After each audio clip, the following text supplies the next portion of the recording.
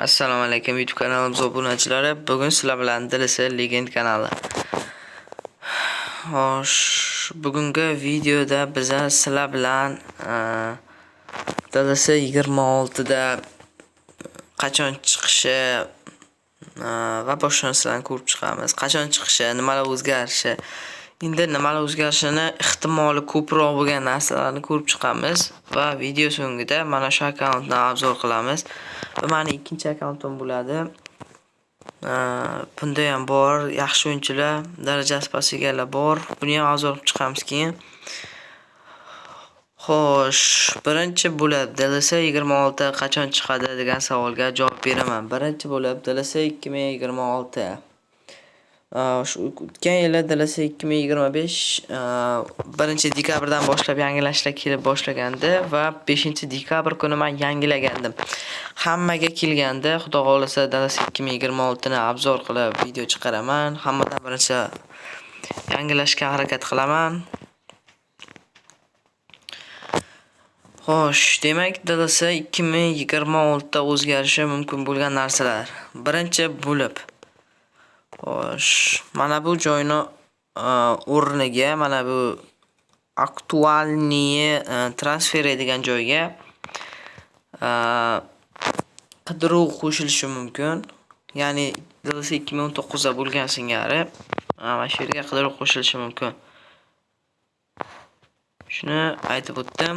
Demak, keyingisi mana bu zona yo'q bo'lishi mumkin. Ya'ni mana shu joy, mana bu futbolchilarning qaytib olish joylari yo'qolishi mumkin, chunki ko'rib turibmizki, anchagina bu yer muammo bo'lyapti. O'yinchilar boshqa akkauntga o'tib qolyapti, boshqa akkauntda paydo bo'lib qolyapti. Shuning uchun mana shu minion yo'q qilishi mumkin. Endi boshqa yoqlar o'zgarmasa kerak. Keyingi kutilayotgan narsa bu xo'sh, stadion o'zgarishi kerak menimcha. Chunki 4-5 yildan beri xuddi shunday turibdi-da, stadion o'zgaradi. Bu ham keyingi o'zgarishi mumkin joylar.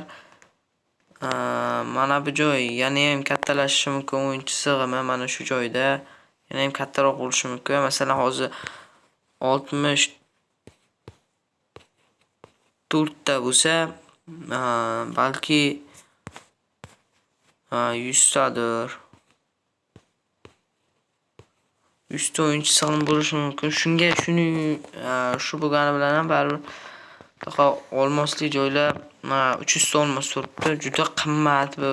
300 ta olmos deyarli 5-6 ming olmos ketib qoladi. Men 64 ta, ya'ni 40% likni ochaman deganingizcha 100 talik bo'lishi mumkin. Olmoslar ham albatta kamroq bo'ladi, kamroq sarflanadi. Va keyingi joyga o'tsak, ya'ni bu trenirovka bo'ladi. Xo'sh, mana bu joyni olsak, trenirovkada hozir yangi taktikalar o'ylab topilmoqda. Ana shu taktikalardan qo'shiladi. Hozir masalan 4-3-3 bo'lsa, masalan yangicha taktikalar 4-2-2 ya buyoq sig'may qoladi. Yana yangicha taktikalar qo'shilishi mumkin shu menyuga. Demak, xo'sh, mana bu joyda endi anchadan buyon o'zgarmagan. Mana bu joyda haqiqiy logolar paydo bo'lishi mumkin. Ya'ni mana bu olmoslar sarflanmaydigan bo'ladi keyin. Shu yangi logo qo'yilishi kutilmoqda, lekin bu bo'ladimi, bo'lmaydimi aniqini bilmayman.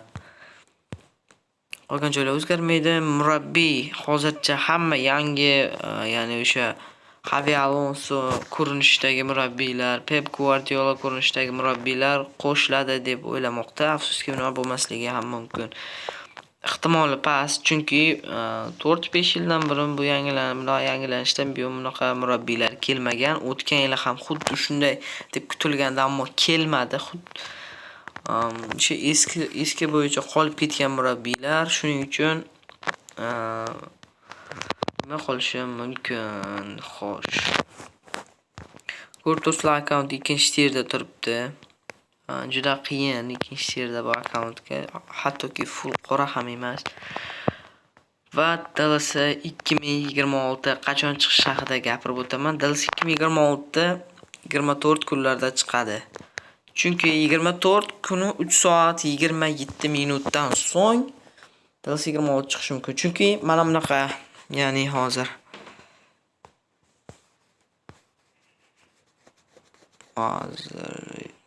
mana bunaqa o'yinchilar qo'shiladi.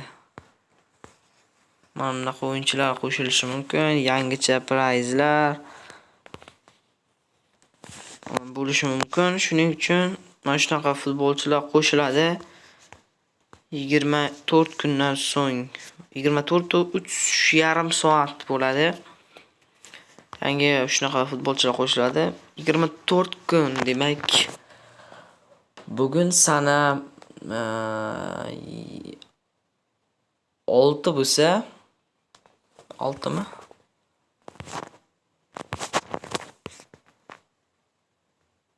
Ha, 6 va demak shu noyabr oxirlariga keladi ekan.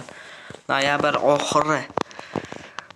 oxiri, ya'ni 1-dekabrlarga yangilanish keladi. Sababi shu bo'ldi. Keyingi ma'lumotimiz, demak endi o'sha murabbiyni aytib o'tdim, logoni aytib o'tdim. Hozir ko'pchilik bilib turibsizlar, sizlarga ma'lumot berib qo'yay.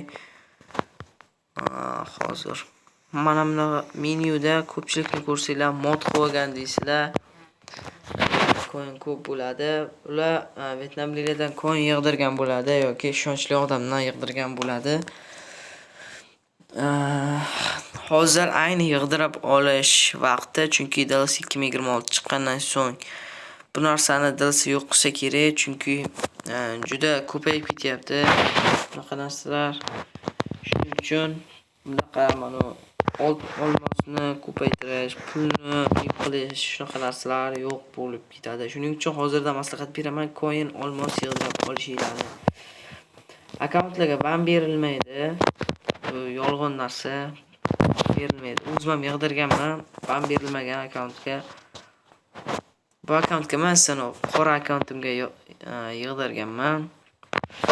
Va endi ikkinchi akkauntimni obzoriga o'tamiz. Xo'sh, demak, ko'rib turibsizlarki, legendary, redki, обычный nima deydi, shifokorlar bor yig'ilib ketgan. Xo'sh, demak, darvozada Alisson Becker reaksiyasi 100, rukovodители 86. Demak, o'ng qanot hujumida Trent Alexander-Arnold qo'yilgan. Skorosti 100 bo'lmay qoladi, lekin ускоренияsi 100 bo'lish ehtimoli bor. O'zi bitta kuchaytirgichga 100 bo'ladi, lekin skorosti 100 bo'lmaydi. Bo'ladi. Bu ham past. Trentni shu qanotga qo'yishinglarga maslahat bermayman. Bu qanotga Ashraf Hakimi yaxshi. Ashraf Hakimining darajasi past bo'lganligi uchun men uni sotib yuborganman. Darajasi 85 ligini sotib olaman boshqatdan. Trentni bu qanotga qo'yishinglar maslahat bermayman, chunki bo'yi past. Trentni qanaqa taktika bo'lsa, masalan, mana bunaqa taktikalarda mana qanotlarga qo'ysanglar bo'ladi, lekin Trentni, lekin himoyaga maslahat bermayman Trentni, chunki juda bo'lmay qoladi. Va bizda markaziy himoyada William Saliba ham bor, ajoyib kuchaymoqda. 90 reytingga yetdi, 400 bemalol chiqadi. Va bizda markaziy himoyada Virgil van Dijk. Xo'sh, davom etamiz. Van Dijkni aytib o'tdim. Bizda chap qanotda hozirda dunyoning, ya'ni DLSning eng yaxshi yarim himoyachisi, chap qanot himoyachisi Teo Hernandez ham bor. Bundan 300 hamda pastidan Normanniya qilsak bo'ladi. Selonchi shart emas. Teo zo'r bu qanotga qo'yishinglar mumkin. Darajasi pasayib ketadi chunki Al Hilolga o'tib ketdi, yo'qolib ketishi ham mumkin. 50 ga 50 yo'qolib ketadi demayapman. Olib qo'ysanglar yaxshi. O'zi deyarli hamma tarkibda bo'lsa kerak va bizda tayanch zonasida Rodri bor. Rodri 91 bo'lgan, lekin skorosti 100 bo'lmay qolsa kerak. Lekin mana Vin, Sila, Pas, ot bilan normalniy qilib qo'ysak bo'ladi. Hozirda Sila va Venus Lewisni normalniy qilib, skoros uskarilarni normalniy qilib texnika beraveraman. Unga Federico Valverde zo'r, bundan 400 chiqaraman. Bellingham bundan ham 400 chiqaraman. Yarim himoyamizda mana shu ikki futbolchi yopgan. Demak, bizda o'ng qanotda Viktor Osimhen 500 chiqara olaman bundan. Markaziy hujumda Erling Haaland bundan ham 500 chiqara olaman va chap qanot hujumida Vinicius Junior. Undan 500 chiqsa kerak chunki kontroli yaxshi ekan. Va bizda Thibaut Courtois ham bor, reaksiyasi 94, rukovoditeli 89, bo'yi 2 metr bo'lgan ajoyib darvozabon. Va birinchi klass playerlardan Denis Bergkamni olib qo'yganman. Yaxshi bo'lmay qolgan, skorost, fitnesslari yaxshi bo'lmay qolgan, ko'proq texnika berib yuborganman. Unda o'sha payt tushunmasdik. Va bizda markaziy hujumchi Kylian Mbappe ham bor, undan 600 chiqara olaman. 5 ta ekan. 6 ta bo'lmaydi chunki 91 daraja. Son Heung-min ham bor bizda, ajoyib 300 chiqarib bo'lganman o'zi. Selan 90 qilib texnika beraveraman. Son Heung-min ham tayyor. De Bruyne bor bizda 96 kartasi. Bemalol Federico Valverde bilan almashtirib o'ynatsam bo'laveradi va bizda yana bir mana shu zonada o'ynovchi, ya'ni mana bu yerda o'ynovchi Arsenalning yarim himoyachisi Martin Odegaard. Pasaydi 84 reytingga adashmasam sotib olganimda va bizda 93 Militao ham bor. Ajoyib ko'rinishda 200 chiqarganman, 400 chiqadi. Va bizda keyingi o'yinchi hozirda Tottenhamning himoyachisi hisoblangan ushbu Mickey Van de Ven bor. Hozirda 79 darajaga tushdi. Shundan 200, 300 tayyor deyarli, lekin uskariniyasi 90lar bo'lib qolsa kerak. Bunga ham texnika bo'ladi, lekin 300 chiqadi. Rudiger ham bor bizda, Real Madridning o'tgan yilgi mavsum qutqaruvchisi hisoblangan. Deyarli jarohat olmay bu mavsumni deyarli jarohatda o'tkazayotgan futbolchi. Darajasi pasaydi 84 edi, o'sha paytlar olinmagan, bu 83 reyting. O'zimning akkauntimda 84 bor, ya'ni 94. Xo'sh, Rudigerni olib qo'yinglar chunki darajasi tushadi, jarohatlar juda ko'payib ketdi unda. Va bizda yana bir hujumchi, Liverpoolning ajoyib hujumchisi, o'tgan yili oltin to'pga da'vogarlik qilgan Muhammad Salah, misrlik ajoyib futbolchi. Va keyingisi Realning o'tgan mavsum yarim himoyasini qoplagan futbolchi Luka Modric bo'ladi. Pasayib ketyapti, uni ham olib qo'yishinglarni maslahat beraman. Keyingisi dunyoning eng yaxshi futbolchisi argentinalik Lionel Messi bor bizda. Fitness beraveramiz, baribir zo'r bo'lib ketmaydi. Va bizda dunyoning ikkinchi eng zo'r futbolchisi Cristiano Ronaldo, 400 chiqmaydi undan. Va keyin Dallas 25 ning boshida kelgan bir donagina Anthony Robinson bor. Fulhamning mana shu qanotida o'ynaydi. Va biz hozir boshqa akkauntga o'tib olamiz. Bu akkaunt ham oldin ochib qo'yilgan akkauntga o'tib olamiz. Va biz hozir boshqa akkauntimga o'tib olyapmiz. Oldin ochib qo'yganman bu akkauntni. Ko'rib turishingiz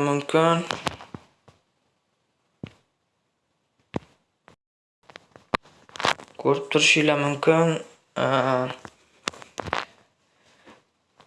Zo'r akkaunt bu ham.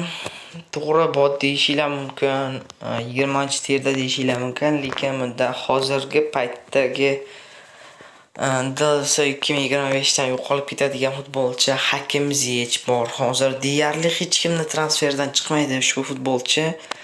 Men garantiya beraman, to'g'ri ichimizda bordir Hakim Ziyech borlari. Lekin Hakim Ziyechning eng zo'r kartasi olingan akkaunt bu.